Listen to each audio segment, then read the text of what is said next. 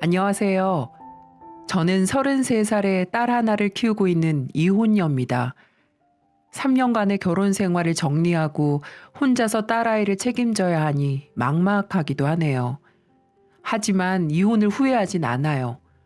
결혼이라면 치가 떨릴 정도로 호되게 힘든 시간을 보냈었던 터라 싱글맘의 어려움보다는 해방감이 더 크게 느껴지거든요. 오늘 제가 여러분들에게 해드릴 이야기는 이혼을 하고 나오면서 남편과 시댁 식구들에게 통쾌한 복수를 하고 나온 그 이야기를 들려주고 싶어서 이렇게 글을 쓰게 되었습니다. 일단 저와 제 남편은 가게 손님과 주인으로 처음 만나게 되었어요. 구청에 다니고 있는 저는 입사 시기가 비슷한 여직원들과 함께 어울리며 맛집들을 찾아다니곤 했었는데 그중 한 식당에서 카운터를 보던 남편과 처음 만나게 되었죠. 동료들과 점심을 먹고 계산을 하는 척 하면서 남편은 영수증 뒤편에 무언가를 쓰더니 제게 주더군요. 식당을 나서고 영수증 뒷면을 확인해 보니까 남편이 검정 볼펜으로 자신이 식당의 주인이고 처음 뵙지만 너무 느낌이 좋아서 실례인 줄 알면서도 용기 내서 연락처를 남기니까 부담스럽다면 그냥 무시하시고 조금이라도 저를 좋게 봐주신다면 연락을 달라는 내용의 글자들이 꾹꾹 눌러 쓴 듯이 적혀 있었습니다. 저는 이런 남편의 행동이 무척이나 귀엽게 보였어요. 이런 식으로 고백을 하는 남자도 처음이었고 글을 읽고 난 뒤 계산을 해주면서 얼굴도 못 마주치던 남편의 얼굴이 떠올라서 흔쾌히 남편에게 제가 먼저 연락을 했었죠. 이후 한 두세 번 정도 따로 만남을 가진 뒤 저희는 연인이 되었습니다. 둘 다 쑥맥이라 어떤 이야기가 오갔는지 기억은 잘 나지 않지만 연애가 서툰 저희라 상대방을 위하는 서툰 표현들이 참 풋풋했던 것만은 또렷이 기억이 납니다. 저희 부서가 야근이 많은 부서이고 남편 역시 자영업을 했기 때문에 서로 만날 시간은 항상 모자랐지만 그만큼 더 애틋하고 애절하게 2년간의 연애를 했었네요. 남편과 만나는 시간 동안 저희는 다퉜던 적이 없는 만큼 서로 참 잘 맞는다고 생각했었어요. 또 연애가 길어지니까 긴 연애가 주는 편안함이 좋았고요. 더군다나 제가 30살이 되면서 결혼에 대한 이야기가 자연스럽게 서로 오가기 시작하더군요. 먼저 말을 꺼낸 건 남편이었습니다. 우리 이제 결혼할까? 뜬금없이 그게 무슨 소리야. 지금 나한테 프로포즈 하는 거야? 무슨 프로포즈가 이렇게 심심하고 뜬금없어? 우리 연애도 충분히 프로포즈를 할 거면 제대로 준비라도 하고서 말해. 그리고 결혼이 연애가 길면 무조건 하는 건가? 나랑 결혼하고 싶은 이유가 그게 다야? 그건 서툴러서 미안해. 그냥 이제는 자기랑 연애 말고 결혼이 하고 싶어. 프로포즈조차 서툰 남편의 모습이 귀여웠지만 그럴듯한 모습으로 다시 프로포즈를 하라며 면박을 주었죠. 며칠 뒤 남편은 누가 봐도 티가 나게 늦은 밤 저를 집 앞으로 불러내서 차로 데려가더니 트렁크를 열고 그 안에서 풍선이 날아다니고 꽃을 꺼내며 다시 청혼을 하더라고요. 저는 그런 어수룩한 모습에 끌려 결혼을 승낙하고 말았습니다. 하지만 그 선택이 제 인생에서 가장 잘못된 선택이었다는 걸 그 당시 알았어야 했어요. 적어도 결혼을 결심할 사람이라면 좀 더 주변 사람들과 환경을 따져봤어야 했는데 그날의 분위기에 휩쓸려서 냉큼 결혼을 하겠다고 말한 제가 후회스럽네요. 제 선택이 잘못된 실수였다는 걸 깨닫기까지 그리 오랜 시간이 걸리진 않았습니다. 결혼을 약속한 사이니까 현실적인 부분을 이야기할 것들이 참 많잖아요. 그중에서 돈 문제가 그랬습니다. 남편은 빈털털이었던 거죠. 사귀는 동안에는 전혀 몰랐어요. 어린 나이부터 오랫동안 장사를 해왔으니 자기 앞가림 정도는 하는구나 라고 생각을 했지 모아둔 돈이 한 푼도 없을 거라고는 생각도 못했던 거죠. 그렇다고 한 달에 수입이 얼마나 되냐고 묻기도 참 민망하고 저 혼자 의뢰 짐작을 했었던 부분이었는데 막상 남편의 경제 상황을 알게 되면서 저는 어처구니가 없었습니다. 심지어 자기가 사장이라고 말했던 가게도 사실은 시어머님이 운영하시던 가게였거든요. 남편은 그저 시어머님의 일을 도와주면서 용돈을 받는 입장이었고요. 전 이때 이 결혼을 깨끗하게 포기했어야 했어요. 아니, 그동안 왜 말을 안 한 거야? 자기가 여기 사장이라며. 이제 와서 갑자기 시어머니 가게에서 월급 받는 입장이라고 이야기를 하면 내가 어떻게 해야 해? 이거 우리 엄마 가게잖아. 그러니까 내 가게 얘기도 한 거지. 그리고 어차피 엄마가 하다가 힘에 부치면 내게 넘겨줄 거라고 했는데 내가 자기에게 거짓말한 건 아니잖아. 어떻게 그게 거짓말이 아니야? 그리고 한 달에 130만 원 받으면서 어떻게 결혼 생활을 하려고 해? 우리 집은 어떻게 하고? 또 생활비는? 세금은? 심지어 결혼식 올릴 돈도 없잖아. 130만 원 받을 때는 장사가 안 될 때고 잘 되면 그것보다 많이 받아. 장사하는 사람이 어떻게 매달 똑같은 돈을 벌어? 장사가 잘 되면 좀 더 받는 거고 뭐 안 되면 조금 받을 수도 있는 거지. 안 돼. 우리 결혼은 좀 더 경제적으로 준비가 되면 그때 하자. 도저히 답이 안 나오는 상황이잖아. 내가 엄마한테 이야기해 볼게. 아마 도와주실 거야. 아유, 그만 화 풀고 진정해. 전 그때 정말 이 결혼을 취소하려고 했었습니다. 남편이란 사람이 너무 좋아서 결심한 결혼이었지만 현실적인 모습을 확인하면서 남편이 참 무능력해 보이고 대책이 없는 사람이란 생각이 들었거든요. 무엇보다 어떤 문제에 부딪혔을 때 시어머니를 찾는 모습이 너무나도 한심해 보였습니다. 그날의 답 없는 대화를 마치고 며칠 뒤 시어머니로부터 전화가 왔어요. 혹시 김지혜 씨 연락처 맞나요? 네, 맞는데 어디시죠? 너구나? 네? 어디신데 다짜고짜 반말이세요? 나 덕훈이 엄마 되는 사람인데 덕훈이한테 듣기로 네가 우리 아들이 가진 게 없어서 결혼을 하니 못하니 그랬다면서? 너 때문에 우리 덕훈이가 얼마나 상처를 받았는지 아니? 아, 안녕하세요. 처음 인사드려요. 근데 덕훈 씨에게 어떻게 이야기를 들으셨는지 모르겠지만 다짜고짜 이렇게 반말로 전화하셔서 따지실 문제는 아닌 것 같은데요. 너 돈 가지고 덕훈이한테 면박 줄 때부터 짐작은 했었지만 되게 싹수가 없구나. 돈? 그래. 결혼하려면 얼마가 필요하니? 말해봐. 넌 얼마나 대단한 직장 다니면서 돈을 모았는지 모르겠지만 그깟 돈 내가 해줄게. 제가 덕훈 씨에게 말한 건 금액이 중요한 게 아니라요. 그동안 절 속인 걸 이야기한 거였어요. 덕훈 씨가 제게 가게 주인이라고 해놓고서는 이제 와서 용돈 받는 입장이라고 이야기한다면 어머니 입장에서는 당황스럽지 않겠어요? 말 빙빙 돌리지 마라. 결국은 돈이잖니. 가게 하나 가지고 있으면서 너 좋다고 하니까 팔자라도 고쳐볼까 싶었는데 그게 아니니까 네가 이렇게 덕훈이한테 모진 말을 했겠지. 제가 방금 돈의 문제가 아니라고 말씀드렸을 텐데요. 저 이렇게 전화로 어머님에게 혼날 이유가 없는 것 같은데 어머님이야말로 제게 너무하시는 거 아닌가요? 당돌하기도 하구나. 주말에 우리 집으로 건너오너라. 그깟 돈 내가 해줄게. 덕훈이만 아니면 혼쭐을 내는 건데 그래도 네가 좋다니. 에휴, 이놈이 마음만 착해가지고. 다짜고짜 돈을 해주겠다며 막말을 퍼붓고는 자기 할 말만 하고 전화를 툭 끊어버리는 시어머니. 제가 처음 시어머니와 한 대화입니다. 끊긴 전화기를 잡고서 놀란 마음에 어찌나 눈물만 나오던지 계단에서 한참을 울다 남편에게 전화를 걸었죠. 방금 시어머니라는 사람에게서 전화가 왔는데 도대체 네가 무슨 말을 했길래 내가 돈에 환장한 여자가 되었냐면서 막 소리를 질렀습니다. 남편은 제 속도 모르고 모든 게 잘 이야기가 되었다고 엄마가 돈을 해준다면서 기뻐하는 남편을 보고 속이 정말 답답해져 왔습니다.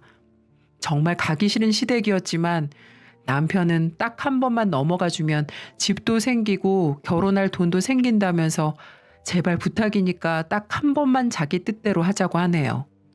울고불고 제게 매달리는 남편을 떼어내지 못하고 결국 전 시댁으로 발길을 향했습니다. 초인종을 누르고 집에 들어선 저는 깐깐하게 팔짱을 끼고 절 노려보시는 시어머님을 처음 마주하게 되었습니다.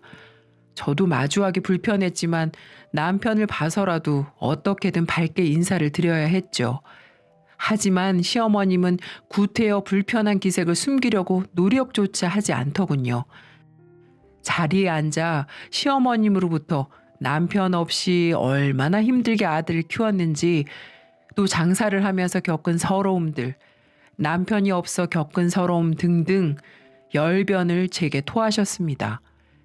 그러면서 힘들게 키운 아들이 결혼할 여자에게 그런 무안을 당했다는 것에 많이 화가 나셨다고 하네요. 저도 할 말은 많았지만 남편이 저를 향해 고개를 저으며 한 번만 참아달라고 눈빛으로 애원하길래 그저 죄송하다고만 말씀드렸네요. 고분고분 말을 듣는 제 모습을 보고 조금이나마 화가 풀어지셨는지 시어머님께서는 제게 통장 하나와 어떤 문서 하나를 건네시더라고요. 내가 우리 덕훈이 장가 갈 때 주려고 조금씩 모아뒀던 돈이다. 이걸로 결혼식이며 예물이며 알아서 하고, 이건 우리 빌라 2층 매매 계약서야. 원래 내 이름이었는데 덕훈이 이름으로 바꿔놨으니까 여기서 살림을 시작하면 될 게다. 네? 어머님 계시는 여기 이 빌라 2층이요? 왜? 같이 지내기 싫으냐? 아니, 그건 아닌데 전 연말에 청약 시작하는 아파트를 생각하고 있어서요. 신축이라고 좋은 게 아니야. 그거 갚으려면 또 얼마나 힘들겠니? 돈 모을 때까지는 잔말 말고 여기서 지내거라. 전 이대로 넘어가면 꼼짝없이 시댁 아래층에서 살아야 하기에 어떻게든 반대를 하려고 했지만 그때마다 남편이 또 말을 끊더군요. 결국 집 이야기는 하지도 못한 채 시댁을 나섰고, 남편은 엄마 말이 맞다면서 아이가 생길 때까지만 여기서 지내고 한 푼이라도 모아서 아파트로 나가자고 하네요. 정말이지 이렇게까지 해서 결혼을 해야 하나라는 생각이 왜 그땐 안 들었을까요? 정신없이 몰아치는 상황, 그 상황을 넘기다 보니 이 결혼이 타당한지에 대해 고민조차 하지 않고 그저 흘러가듯이 결혼이 이루어졌던 것 같습니다. 결혼 준비는 시어머님께서 마련해 주신 돈 덕분에 부족함 없이 준비를 했었어요. 꽤나 큰 금액이었거든요. 한 주 한 주 예물이며 웨딩 사진이며 정신없이 준비를 하고 정신 차려보니 저는 어느새 결혼식장에 서 있더군요. 그렇게 저의 지옥 같은 결혼 생활이 시작되었고요. 남편과의 결혼 생활은 처음부터 좋았던 적이 없습니다. 시어머님의 간섭과 남편의 우유부단함 때문에 매일매일이 고통이었죠. 시어머님의 간섭은 신혼여행에서 돌아와 시댁에 인사를 드리러 갔을 때부터 시작되었습니다. 갓 신혼여행에서 돌아온 저희에게 시어머님은 앞으로 저희들이 해야 할 계획들을 혼자 세워두고 계셨거든요. 예, 지혜야. 이제 우리 집 며느리가 되었으니 시어머니로서 몇 마디 할게. 먼저 결혼까지 했으니 직장부터 당장 그만두거라. 이제 아이도 갖고 가게 일도 도와야 하니 직장부터 그만두고 아이는 오래 넘기지 말고 꼭 가졌으면 한다. 너도 이제 30살이니 나이가 젊지는 않잖니. 더 늦어지면 아이가 안 들어서니까 아이부터 먼저 하나 갖고 내년에는 가게를 좀 더 넓히는 게 좋겠구나. 이리저리 바쁠 테니까 네가 많이 도와주렴. 저는 절대 직장만큼은 그만둘 수가 없습니다. 어렵게 공부해서 들어간 곳이고 그만큼 제가 하는 일에 자부심을 가지고 있던 터라 직장을 그만두는 것만큼은 절대 양보할 수가 없었죠. 어머님, 직장 그만둘 수 없어요. 제가 정말 좋아하는 일이고 요즘 공무원 하기가 얼마나 힘이 드는데 이런 곳을 그만두라뇨. 정년까지 딱 보장되는데 절대 그만둘 수 없어요. 네가 벌면 얼마나 번다고 유세니? 앞으로 돈 들어갈 일이 태산인데 그냥 이 시애미가 하는 일이나 도우면서 일이나 배워. 신혼여행에서 돌아오자마자 저는 시어머님과 시댁에서 대판 싸웠고 눈물까지 보이며 완강히 버틴 덕분에 시어머님이 결국 한 발 물러나셨습니다. 하지만 자녀 계획만큼은 절대로 포기하지 않으셨죠. 뭔지도 모를 이상한 약을 저희 집으로 내려보내기도 하면서 챙겨 먹기를 강요하고 저는 시어머니 몰래 그 약들을 버리기 일쑤였고요. 전 남편에게 단호하게 말했어요. 아직까지 아이 계획은 없으니까 몇 년만 더 있다가 갖자고. 피임하지 않으면 관계도 없다면서 단단히 못을 박아두었죠. 그런 제 노력이 무색하게 결혼 3개월 만에 임신을 하게 되었어요. 전 주기가 비교적 정확한 편이라 생리가 몇 주나 늦어지면서 의아해했죠. 왜냐하면 정말 철저하게 피임을 했었거든요. 처음에는 시어머님에게 받은 스트레스 때문인가 생각했는데 테스트기에 뜬 2줄을 보고 정말 믿을 수가 없었어요. 얼마나 피임에 신경을 썼는데 임신이라니. 아이가 생겼다는 기쁨과 설렘보다는 좌절과 걱정이 먼저였습니다. 임신 사실을 남편에게 전하니까 제 반응과는 정반대로 무척이나 기뻐하더군요. 알고 보니 제가 어느 날 구청 사람들과 회식을 하다 만취가 되도록 술을 먹은 날이 있었는데 하필 그날에 남편이 피임을 안 한지도 모르고 하룻밤을 보내다가 해가 들어서게 된 거였어요. 원래 술을 잘 먹지도 않고 잘 마시지도 못하지만 그날 회식은 같이 친하게 지내던 언니가 일을 그만두게 되어서 송별회 겸 해서 회식을 하는 자리였는데 너무 그 언니랑 헤어지기 싫은 나머지 언니랑 이런저런 얘기를 하면서 술잔을 기울인다는 게 제 주량을 넘어서고 만 거였어요. 물론 늦게까지 자리를 하다 보니 그날은 남편이 절 데리러 왔었고요. 근데 남편이 절 속이고 피임을 안 했을 거라고는 생각도 못 했었는데 임신 후 2개월이 지나 남편의 말을 통해 알게 되었습니다. 여보, 우리 꼬물이가 진짜 복덩이인 것 같아. 꼬물이 생기고 나서 장사도 예전보다 훨씬 잘 되고 엄마도 걱정거리가 줄어들어서 얼굴도 밝아지셨고 진짜 좋은 일들만 생기는 것 같아. 그렇지. 하지만 난 걱정이 더 많은데 아직 우리 둘 준비도 안 됐고 결혼하자마자 임신이라고 하니 구청에서도 눈치도 보이고. 그게 무슨 걱정이야? 일이야 쉬면 되지. 엄마 말만 들으면 우리 아무 걱정 없을 거야. 어? 무슨 말? 나 아기 낳고 일 그만두고 당신 내조나 하란 말? 아유, 옛날 분이셔서 말하는 게 고지식해 보일지 몰라도 어른들 말 틀린 거 하나 없어. 봐, 엄마 덕분에 집도 생겼지, 밥벌이하지. 그리고 우리 예쁜 꼬물이도 가졌지. 안 그래? 자기도 우리 엄마에 대해서 이제 좋게 좀 생각해 주라. 안 그랬으면 꼬물이도 없었어. 뭐? 어머님이 없었으면 꼬물이도 없었다고? 그게 무슨 말이야? 사실은 자기가 아기를 갖지 않겠다고 말한 걸 엄마한테도 말했었거든. 엄마가 아기를 너무 기대하길래 엄마한테 자기 괴롭히지 말고 조금만 기다려달라고 했거든. 그걸 왜 말씀드려? 내 입장은 생각도 안 하니? 아니, 들어봐봐.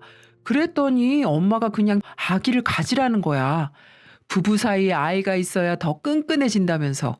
엄마 말 한 번만 들어보라고 엄청 뭐라 하셔서 피임을 안 했어. 근데 정말 꼬물이 생기고 나서 우리 둘 더 좋아졌잖아. 뭐라고? 방금 뭐라고 했어? 나 속이고 일부러 임신을 하게 만든 거라고? 화내지 마. 자기한테 미리 말 안 한 건 미안한데 결국 우리 아이는 가질 예정이었잖아. 조금 일찍 갖는다고 뭐가 달라져? 전 너무나 당당한 남편의 태도에 할 말을 잃었습니다. 당장 뺨이라도 올려치고 싶은 걸 가까스로 참으며 남편에게 따졌죠.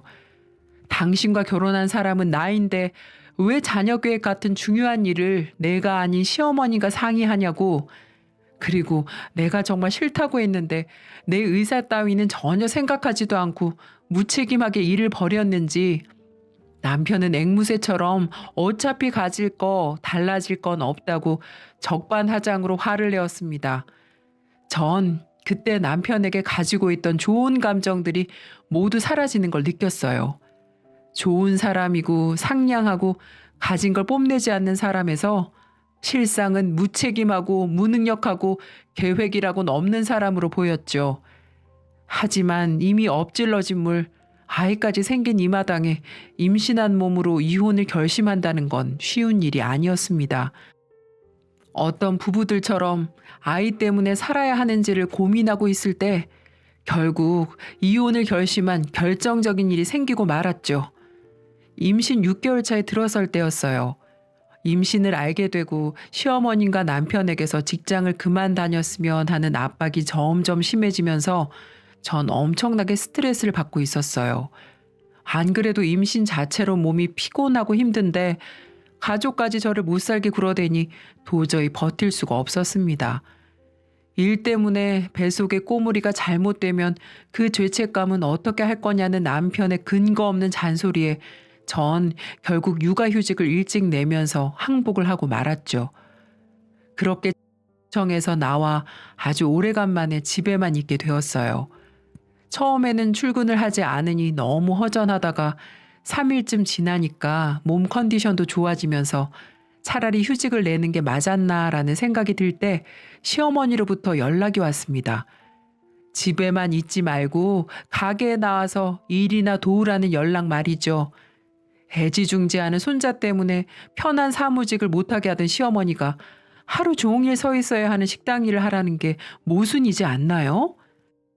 쉬는 김에 가게 나와서 일이나 배우라는 등살에 마지못해 나간 식당에서 전 정말 종처럼 일했습니다.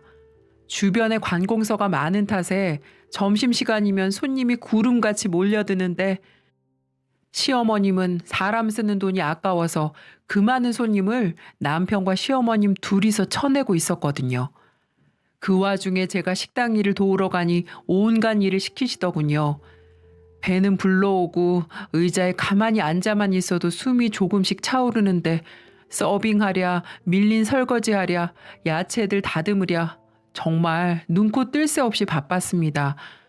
그러면서 고맙다는 말 대신에 의자에 앉아 잠시 쉬는 저를 보고 남편은 엄마가 지금 설거지하는 거 안 보이냐 빨리 가서 도우라고 난리를 치네요.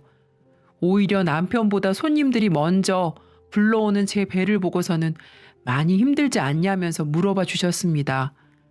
그러던 어느 날 주방 부엌에서 쪼그려 앉아 배수구를 뚫고 있던 제 모습을 친정엄마가 우연히 보게 되었죠. 사돈이 하는 식당이라고 친정엄마가 친구들과 함께 식사하러 식당에 들리셨는데 그곳에서 부른 배를 안고 일하고 있던 저를 보게 된 거죠. 당연히 저희 엄마는 노발대발 화를 내면서 제 손목을 잡고 친정으로 데려갔고 전 엄마와 아빠의 말을 듣고 정신을 차리게 되었습니다. 더 이상 이 결혼을 이어가면 안 된다고요. 이혼 과정은 굉장히 지저분했습니다.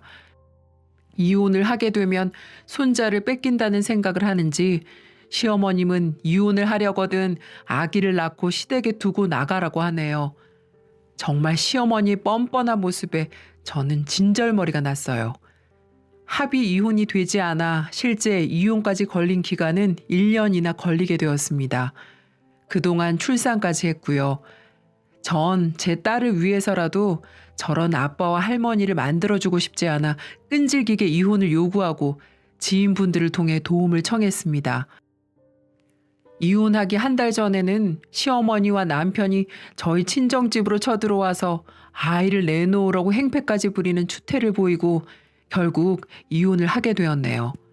전 몸도 마음도 너무 지쳤어요. 아이에게도 너무 미안하고 특히 저희 부모님께 너무 죄송스러워서 얼굴도 못 들겠더라고요. 시간이 지나면서 전 남편과 시어머니에 대한 분노가 커졌습니다. 제 인생을 망친 둘에게 복수를 하고 싶었어요. 방법은 있었어요. 제가 근무하는 곳이 바로 위생과였거든요. 시댁 식당에서 일하면서 더러운 꼴을 참 많이도 봤습니다.